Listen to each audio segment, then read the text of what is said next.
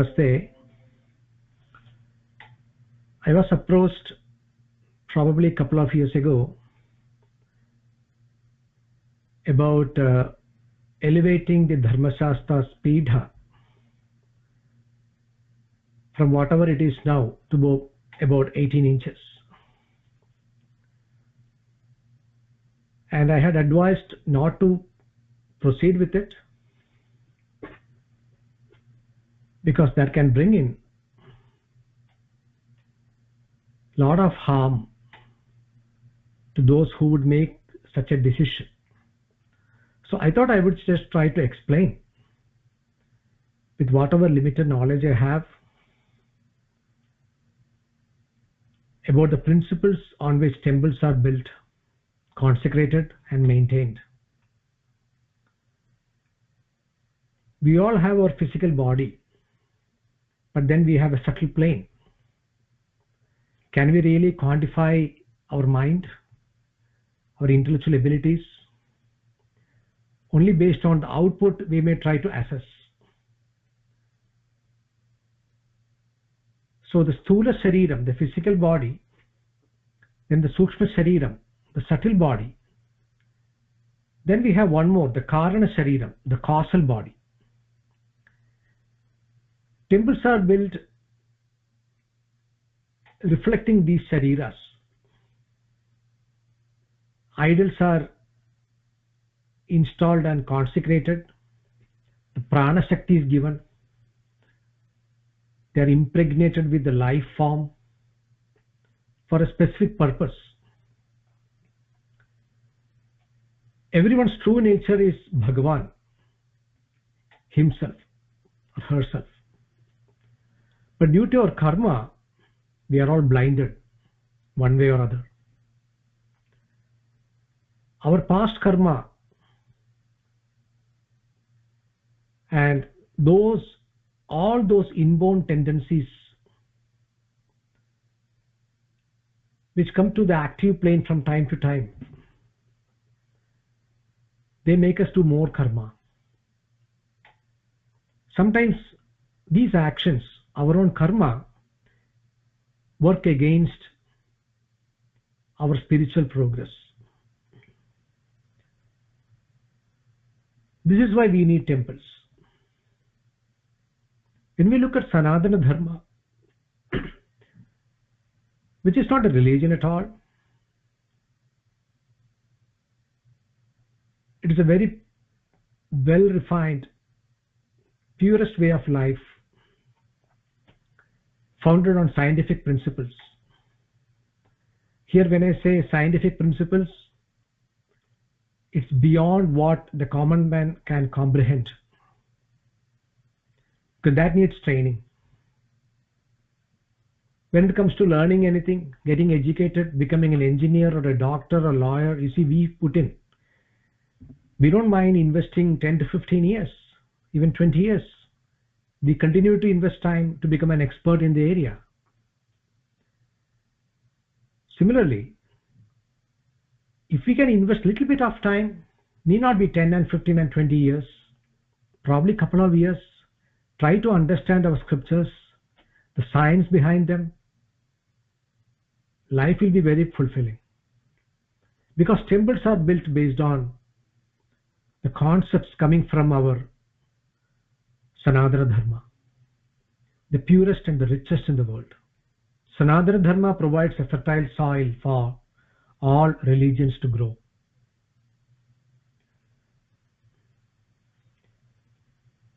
We have Shad Darshanas. Darshanam is a path to become a self-realized person, irrespective of whether one has belief in God or not. That's the beauty of our system. Now when it comes to temples, here we are focusing on those who believe in God, because of their past karma, by birth they have that affinity to seek the truth within. How do I look like? I need to look at a mirror, right? But Is that my true personality? Whenever we speak of a person, are we only talking about the person's physical nature? No. Most of the time, it's always about the behavioral patterns, his actions. All these spring from the subtle plane. So when we talk about temples, the entire temple structure, the Rajagopura, the Dvajastamba, the outer prakara, even the compound wall, then the path where people do pradakshina, all these form the physical body of the deity. That's why whenever we are inside a temple, we are supposed to maintain silence. Keep only one thought, that of God, in mind. No gossiping, no socializing, no social networking, discussing all the politics happening around us. Because we are within Bhagavan's physical body.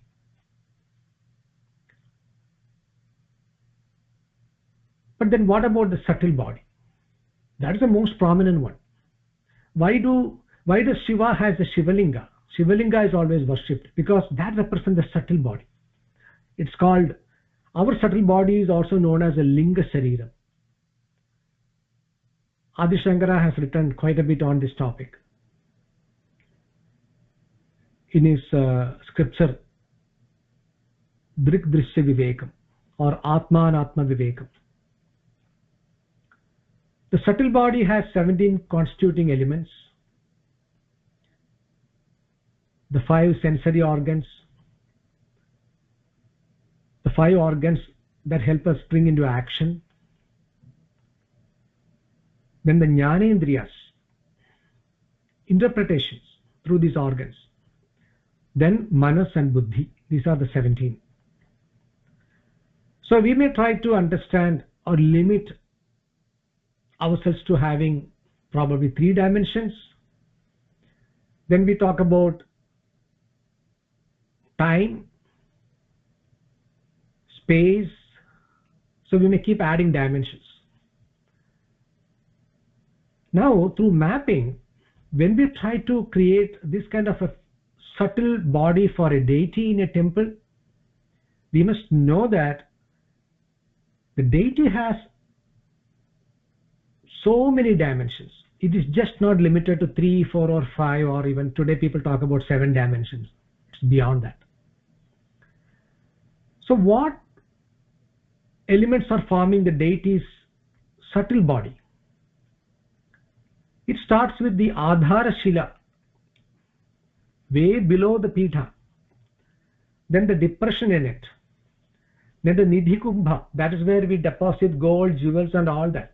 Those who contributed might remember before the Pratishtha.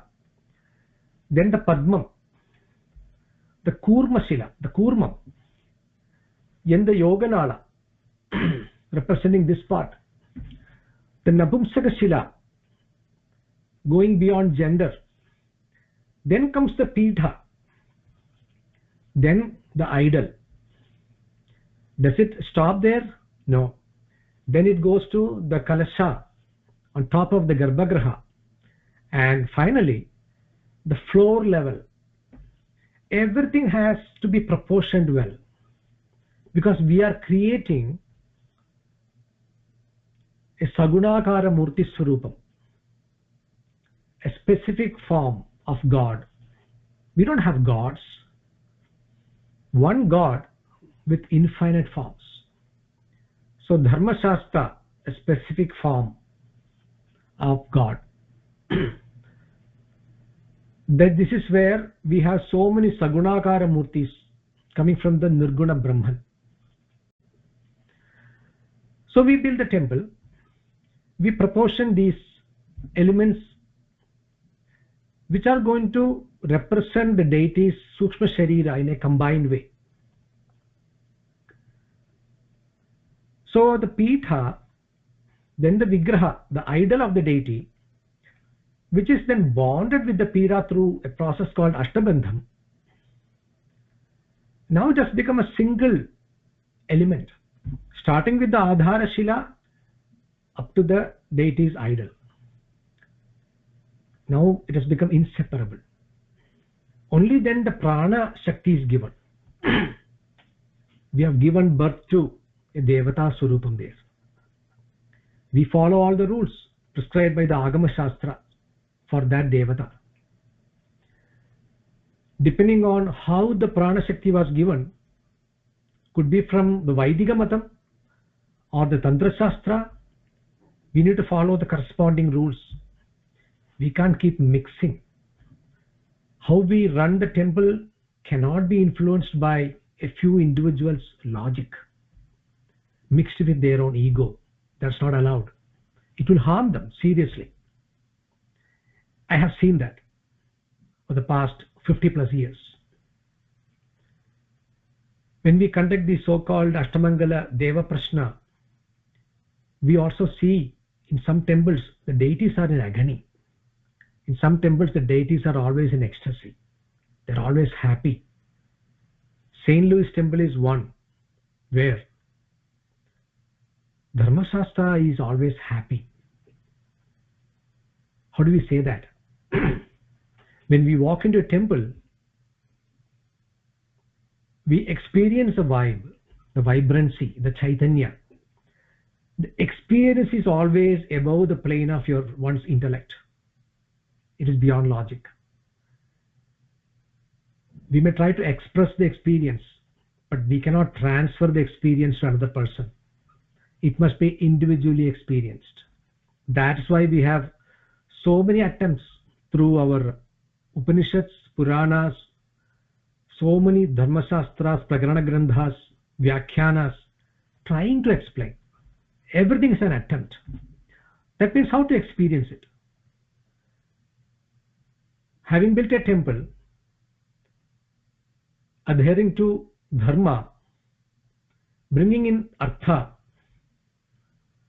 fulfilling one's desires through, that is Kama, and then reaching the ultimate goal, attaining it.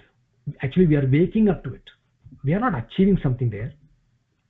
Everyone has to wake up to his her true nature. So when I look at the mirror, I can have an idea of my physical, how do I look like for the current moment. We need, from the spiritual perspective, we all need such mirrors that can give true reflections of our spiritual nature. That's why we build temples. So when the Sufi Shariram is in one place, it has become one, and the Prana Shakti is given through the rituals, the daily Anushtanas, by devotees directing their spiritual energy, the Chaitanya starts growing. Here we see the aura.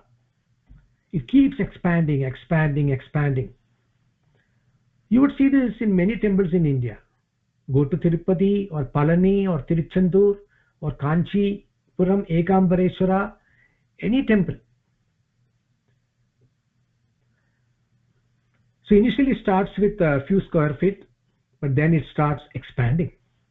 So every time we step into a temple, we are actually stepping into that aura. So I was consulted about increasing the Pita's height from about 12 inches to 18 inches.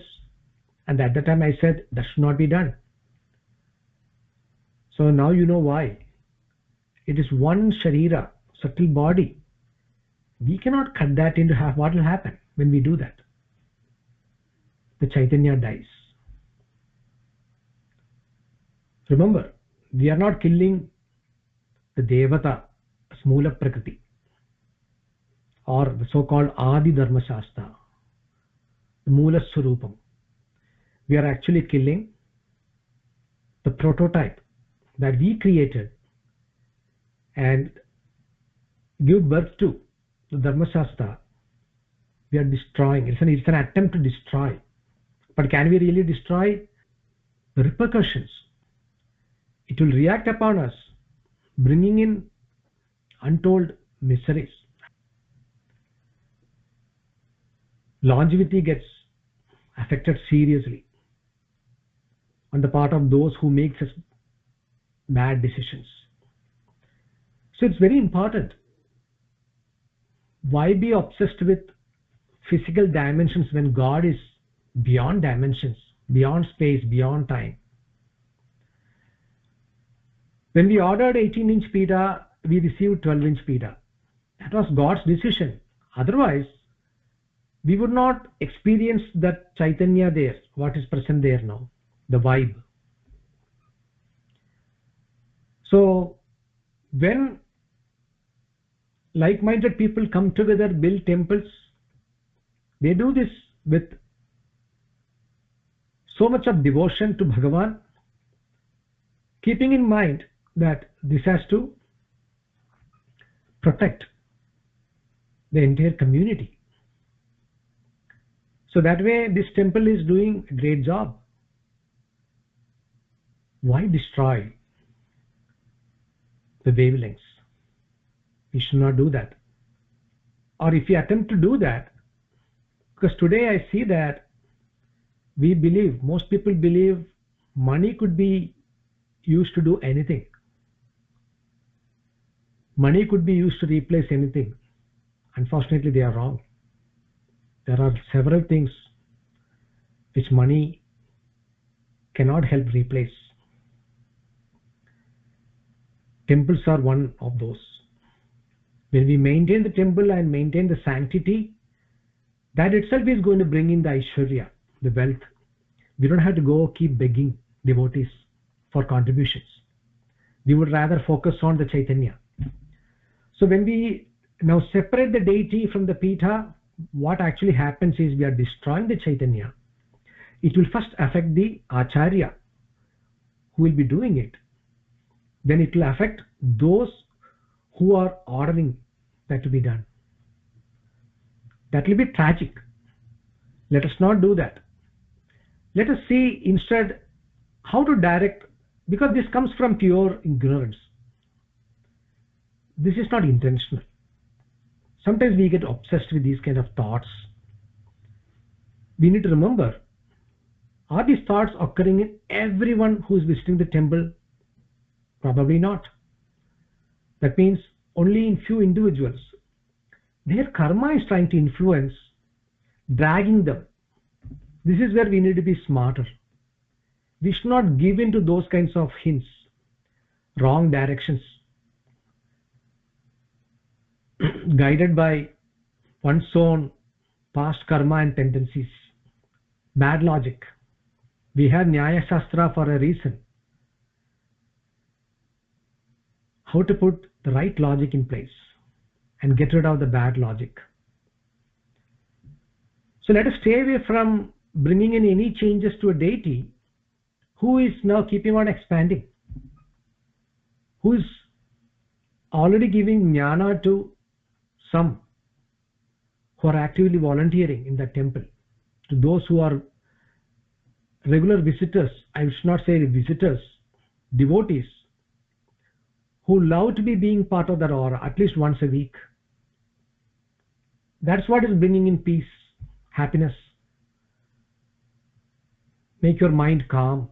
So when you leave the temple, you're happy. You're looking forward to coming there again, right?